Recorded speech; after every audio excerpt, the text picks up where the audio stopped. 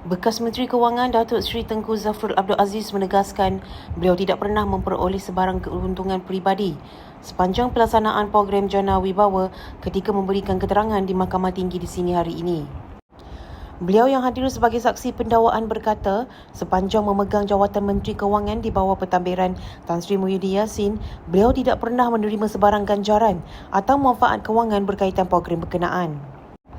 Bagaimanapun, Tengku Zafrul berkata Perdana Menteri ketika itu, Tan Sri Muhyiddin Yassin mempunyai kepentingan terhadap program berkenaan kerana turut mencadangkan Kementerian Kewangan meneliti pelaksanaannya.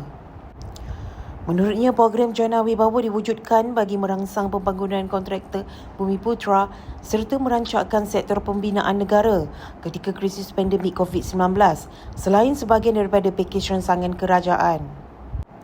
Tengku Zafrul turut memberi keterangan sebagai saksi pendakwaan terhadap Muhyiddin yang berdepan pertuduhan penyalahgunaan kedudukan dan pengubahan wang haram berkaitan projek berkenaan.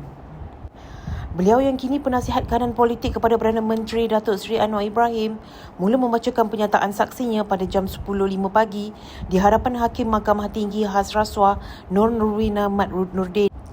Terdahulu, Tengku Zafrul yang memakai jaket biru tiba di Kompleks Mahkamah Kuala Lumpur kira-kira jam 8.30 pagi sebelum mengambil tempat di kandang saksi sebagai saksi pendakwaan ke-11.